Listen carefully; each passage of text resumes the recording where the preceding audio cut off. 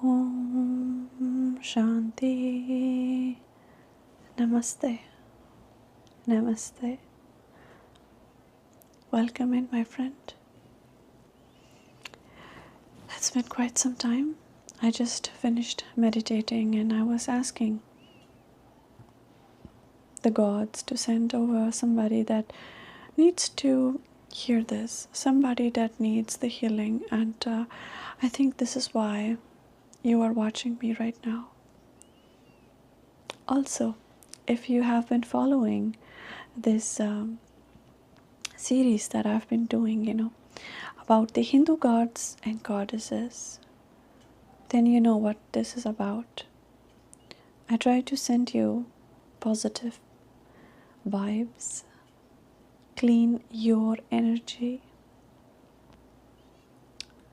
remove any negative entities, send you positive healing, do some reiki on you, align your chakras, all of that. All right, so thank you so much for trusting me. Thank you so much for coming here. I am very grateful for your presence. And before I start talking about which god we will talk about today, I would like to do some healing again, and send you some light. Also lighten my space, right? Because energy is a currency and many people forget that. I want you to have a good time. I want you to feel at peace and relax and sleep and be able to let go of any anxiety and stress that you may have been dealing with, because I know there's a lot of planetary transitionings happening and there's a lot of difficult times right now generally in the world, and those things, those energies, everything kind of comes down and it gets to the people. So I want to help with that, without spending much time on all the talking. And speaking of light, I have a candle. Okay, if you've been watching this series, you may wonder, why is she applying a candle tonight? Because I usually always go with the incense. But who says that you need to be old school, like old fashioned? Sure, incense is lovely, it is amazing. But sometimes we don't have that. And we have to learn to be able to be adjustable and to be flexible and adapt, right? As long as it is a good intention, as long as it is scented, it's fine.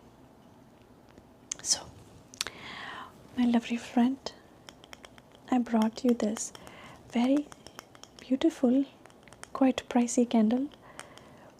Okay, these are heavier, you can tell, but they last a long time.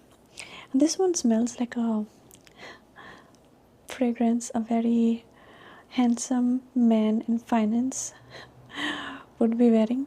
It's quite masculine smelling, and it's earthy patchouli and aromatic teak wood. I don't know what is teak wood, but I only know sandalwood because I am Indian. So I'm going to light it for you, and I want you to relax and think about positivity.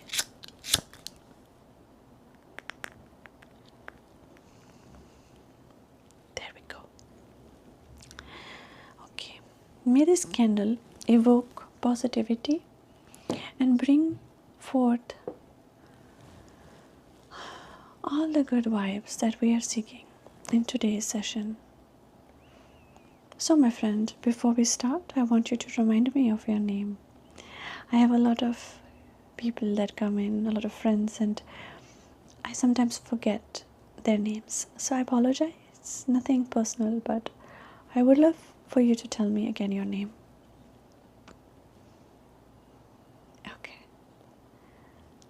Perfect. That's lovely. Now, I want you to tell me what is bothering you these days.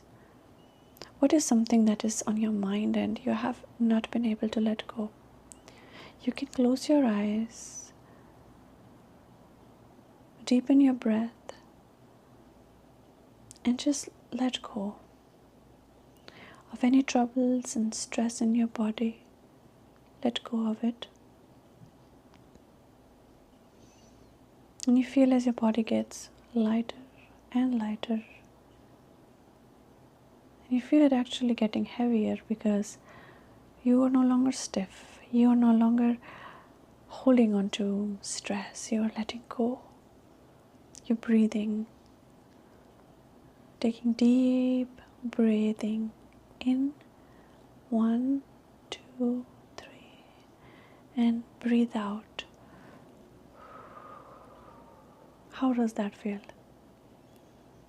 Wonderful. I'm trying to sense something here. So if I'm quiet, that is because I'm trying to channel your energy and trying to focus what chakra of yours needs attention today. Okay. Anxiety, right? So anxiety, depression, worries, nightmares. Correct. My darling, it seems to be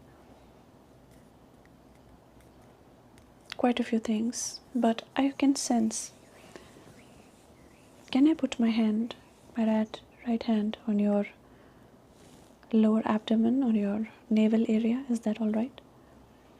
Okay.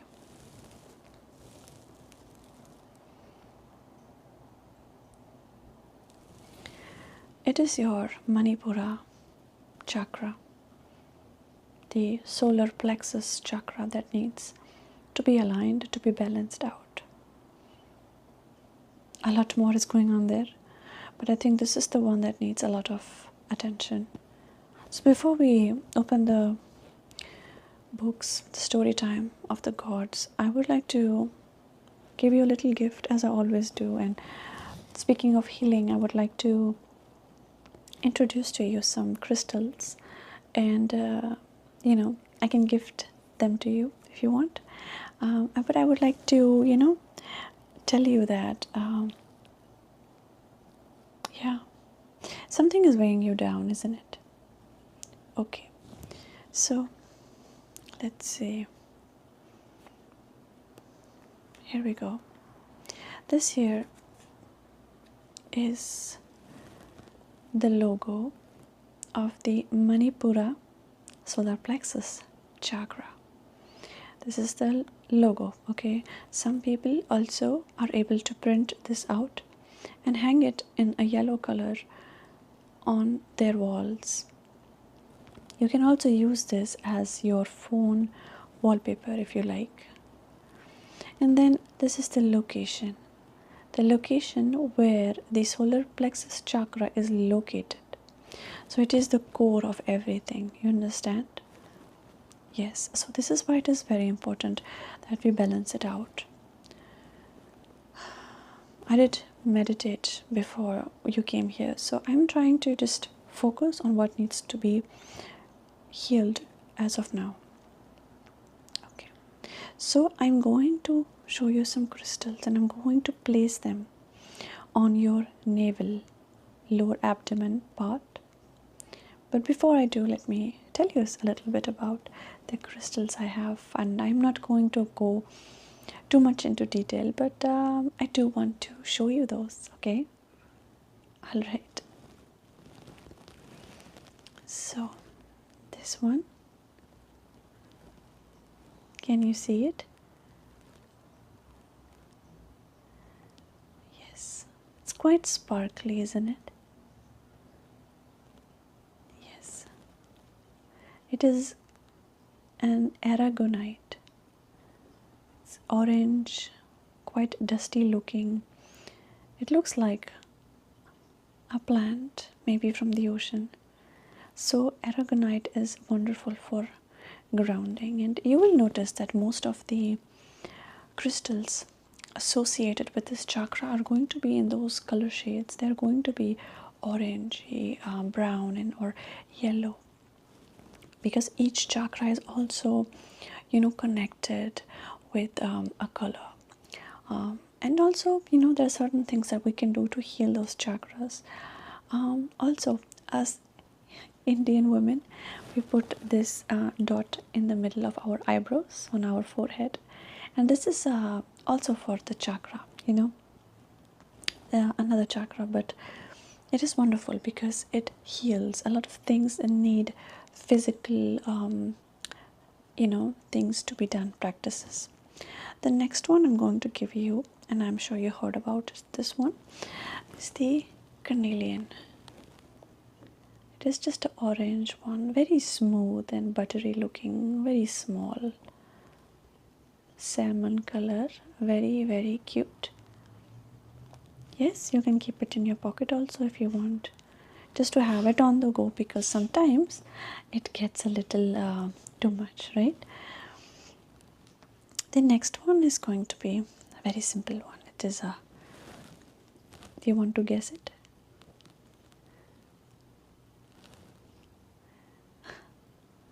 Well, this is a clear quartz, right? So this is very, very like white, milky looking, not very sparkly. It is very basic, like to say, but it has a lot of healing properties. And just because something is very basic looking, or so to say very, affordable, very cheap, it doesn't mean that there is no value to it. It is us that put a price on things, but everything else, has been given to us by the gods and by Mother Nature, Mother Earth, So it's very important for us to understand and value things, and not be biased about the price and the value that people set on it. Okay. Now the last one is the bigger one. It's called a septarian. Septarian. What do you think of this one? It's quite different, no? Yeah, it is. It has color shades of mud, brown and black. It's quite big. Of course, we have small ones too, but it is very. It's very energetic, and the moment you hold it, you feel the energy. So it's a very, very, very beautiful and strong. And that just teaches us a lot about life again, that energies and characteristics, personalities, they are not depending on looks. How many times do people, judge others based on their looks? Whereas looks don't really matter. It is what is on the inside, same as these crystals. So I'm going to put them here. If you feel comfortable, you can put them yourself on your navel. That's also fine with me. And you should feel the stress go away a little bit, and you will feel a little more energized. Yes, that's perfect. Okay, my dear. So today I wanted to talk about a very, very popular Hindu god, right? Like, you may know, there is many Hindu gods we have, and most of the Hindu gods have other kinds of like qualities, powers, strengths. Today I felt that we should be talking about this beautiful one, Vishnu, the god with many faces. Okay, so I will not be showing you pictures all the time, because I think it kind of takes away from the story, and I want you to be able to immerse fully into the story and be able to imagine, and this is not a movie, so I'm not going to, show you things visually, and we did that part already. I want you to close your eyes. When you close your eyes, I want you to imagine it and see for yourself what you feel. Are you ready to hear the story? Alright. Matsya Avatar. Hayagriva was a horse-faced demon. He was the son of sage Kashyapa and his wife Danu. Unlike his virtuous father, Hayagriva made several attempts to empower the Danvas. During one such attempt, he stole the 4 sacred Vedas from Brahmaloka and hid them deep under the ocean. However, Lord Vishnu had seen Hayagreva steal the Vedas and decided to get them back. He decided on a plan and sought pious sage Satyavrata, also known as Manu. He thought, he is the ideal person to carry out my plan. One morning, as Satyavrata went to Krithamala river to offer his morning prayers, when a tiny fish swam into his hands and pleaded with him to save his life. How wonderful this is already, right? I just love the concept of so many creatures and animals, and it is so playful. Manu was merciful. He put the fish into a jar, which it soon outgrew. He then moved it to a tank, a river, and finally put it in the ocean. To his surprise, the fish continued to grow. "Who are you?" asked sage Satyavrata. The fish replied, "I am Vishnu. A deluge will occur after 7 days and it will destroy all life. Collect the best of seeds and the best pair of animals. Summon the 7 great sages and build a large ship." The fish was Lord Vishnu's Matsya avatar. So before I continue, I would just like to give my own opinion, okay? Because I'm sure if you are from an Abrahamic religion and you're not from a Buddhist religion, you may be able to catch onto the story and feel some resemblance with the famous, biblical story Noah's Ark, which I believe is also stated in other religions that are Abrahamic, if I am not mistaken, that Noah was told to, take pairs of the animals and a flood was coming. So that's quite interesting, isn't it? On the 7th day, the great flood started swallowing the earth.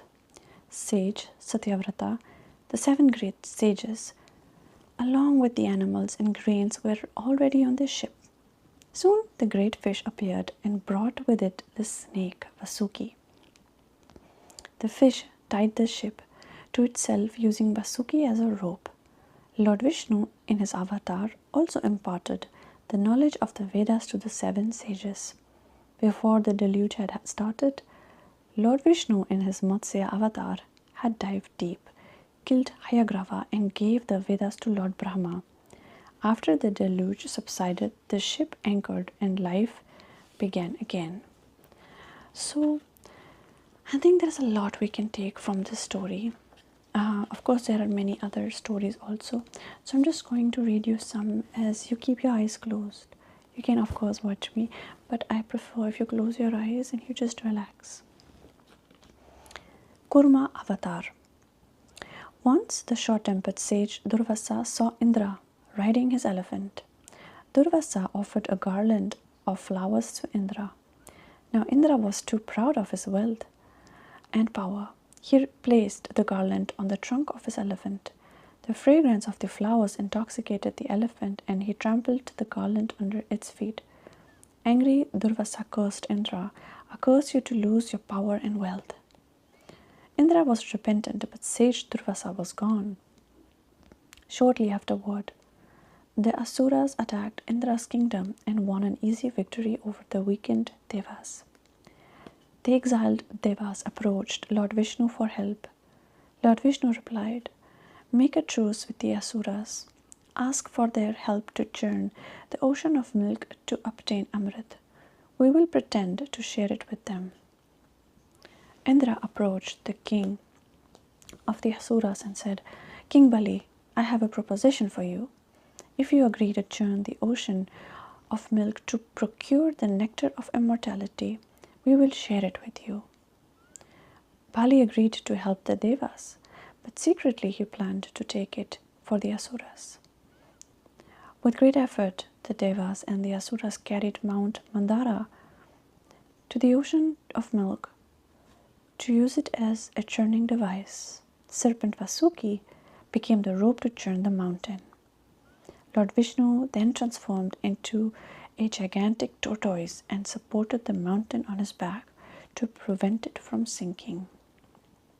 So you can tell that he had a lot of avatars, Lord Vishnu. Another story. Halahal. Proud asuras held the head portion of Vasuki. At last the churning began. In time the asuras were weakened by the poisonous fumes and fire emerging from Vasuki's head. Soon the churning produced a deadly poison called Halahal that threatened to destroy the entire universe. It was then that Lord Shiva came and drank it. Goddess Parvati stopped the poison from going below his neck. As a result, the poison turned Lord Shiva's neck blue, earning him the name Nilakanta.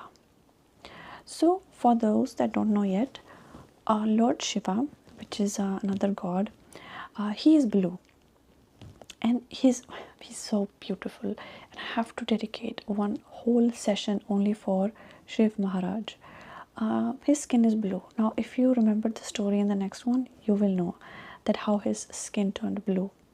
Also, Nilakanta is Nila means blue. Nila means blue in Hindi. All who were gathered thanked Lord Shiva for protecting the universe. Churning of the ocean. The Devas and the Asuras resumed the churning of the milky waters. Several precious objects and entities emerged from the ocean. These included the Parijata tree, the moon, the four-tusked white elephant, Airavata, magical cow, Kamdhenu, Varuni, the goddess of wine, the wish-fulfilling tree, Kalpavriksha, divine horse, Ukaishravas, celestial dancers or Apsaras, the conch Panchajanya, the divine bow Saranga, and precious jewels like Kotsuba. All these entities were divided between Devas, Asuras, Lord Shiva, and Lord Vishnu. Goddess Lakshmi also emerged from the ocean. She chose Lord Vishnu to be her husband and married him. At last, Dhanvantari, the divine physician, emerged from the ocean. He carried a golden pot filled with nectar. The Asuras shoved inside the Devas and took a hold of the nectar. So I think these stories are so easily written, because if you read the scriptures like the Upanishads, the Vedas, they are just a little bit more difficult to understand, especially to somebody who is, for example, not from the Buddhist belief.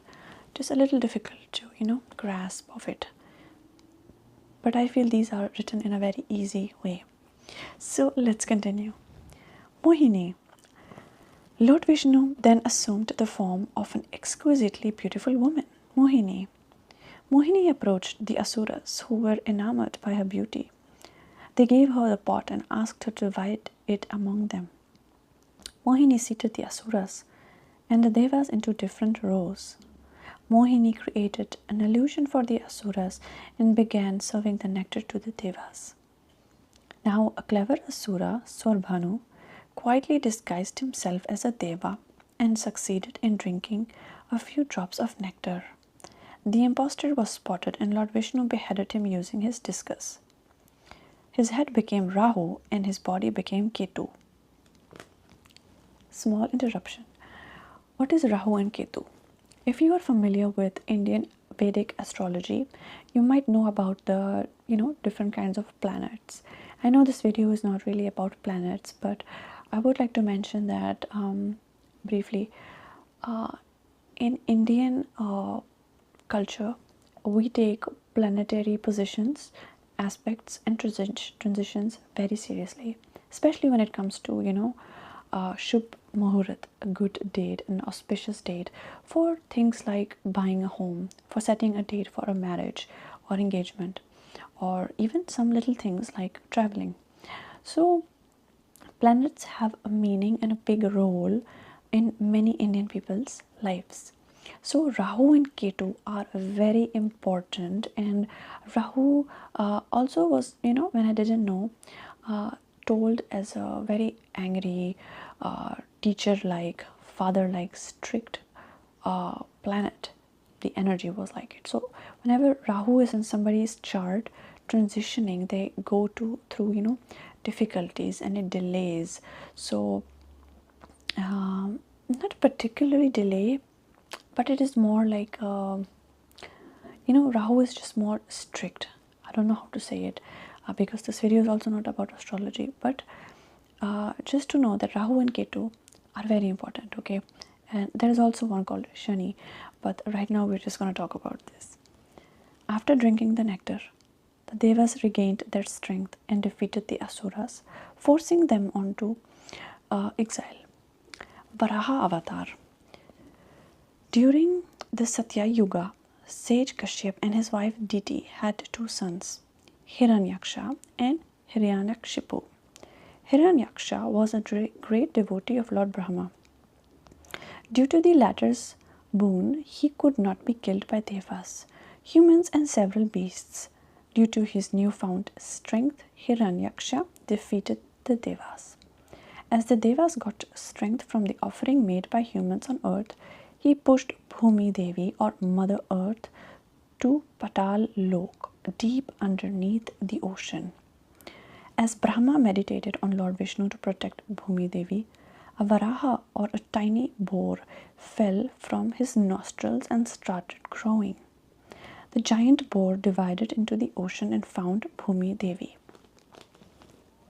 You can also go on the internet and look up if you want to see Varaha Avatar or any other names that I'm mentioning throughout the story, just so you get a clearer picture. The boar was none other than Lord Vishnu.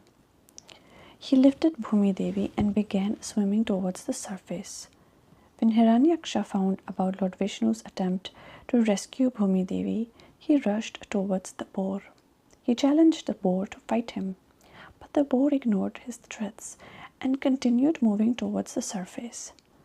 The Varaha Avatar brought Bhumi Devi out of the water and gently placed her in their axis. He then turned to face Hiranyaksha and an intense duel began. Suddenly, Lord Brahma warned Vishnu, "Kill Hiranyaksha before sunset or his powers will magnify manifold at night." The boar, without waiting, unleashed several blows on Hiranyaksha's chest and killed him instantly. Narsimha Avatar. Hiranyaksha's elder brother, Hiranyakshipu, swore to avenge the death of his brother. He pleased Lord Brahma and sought a boon, saying, "Grant me that I cannot be killed by man, beast, asuras or devas, that I cannot die during the day or at night. I can't die by the use of steel or stone or wood. I can die indoors or outdoors, or on earth or sky." After he got the boon, Hiranyakshipu became a tyrant across all the lands. He banned the worship of Lord Vishnu and all other gods. Unlike Hiranyakshipu, his son Prahlad was a great devotee of Lord Vishnu. When Prahlad did not heed to his words, Hiranyakshipu asked his sister Holika to kill Prahlad. Holika had a gift that she would not burn in fire. She sat on a pyre with Prahlad in her lap, but Lord Vishnu protected Prahlad and instead Holika died. So that's a very sad one, right? This is very touching, I feel, because it shows about sacrifice and love, right? Furious, Hiranyakshipu asked Prahlad to call Lord Vishnu. Prahlad told him that Lord was everywhere. He is even in this pillar. Hiranyakshipu retorted and asked him to appear from his pillar. Suddenly there was a thunderous boom, and a ferocious being who was half man and half lion emerged from the pillar. The creature screamed, "I am Narasimha." Narasimha attacked Hiranyakshipu and dragged him to the threshold of the palace. He put him on his lap, but he was neither on earth or in sky. When Narasimha had appeared, it was twilight, and nor was Hiranyakshipu inside or outside his house. Narasimha then pierced his nails into Hiranyakshipu's body and killed him without using any weapons. Narasimha had fulfilled all the conditions to bring an end to Hiranyakshipu. Wow, this is getting quite intense. Are you listening or are you sleepy? Okay, I will keep going. It is almost done, but I want to finish the chapter of Lord Vishnu here so that we can move on to other ones, right? Vamana avatar. One day, Bali, Prahlada's grandson, went to meet Rishi Sukracharya, the guru of Asuras. He asked, "How can I defeat the Devas?" Sukracharya advised him to perform the Vishwajit Yagya. After Bali performed the Yagya, he became powerful and defeated the Devas. Meanwhile, Indra's mother Aditi prayed to Lord Vishnu to help the Devas. Lord Vishnu appeared and assured her that he would take birth as her son and cause Bali's downfall. In time, Aditi gave birth to a boy and named him Vamana, Vamana with a V. Because he was a dwarf, one day Vamana posed as a Brahmin and approached Bali as he performed a yagana. Bali welcomed Vamana respectfully and asked, "What can I give you, young Brahmin?" Vamana smiled and said, "I merely need the land that I can cover with my 3 strides." Sukracharya, who had seen through Vamana's disguise, warned Bali, "He is not an ordinary Brahmin. He is Lord Vishnu. Retract your promise." But Bali was firm on keeping his promise. An angry Sukracharya went away. To Bali's surprise, the boy started to grow in size. The next minute and became massive. In his first step only, he claimed the earth. In the second, he claimed Amravati. Then, turning to Bali, Vamana said, "Bali, where should I keep my 3rd step?" Bali was humbled and he said, "You can keep your 3rd step on my head." On hearing Bali's words, Lord Vishnu appeared in his true form. He blessed Bali. "You kept your promise under such adversity. From now on, you will rule Patal Loka." And Indra regained his lost kingdom. Parshuram rescues Kamdhenu.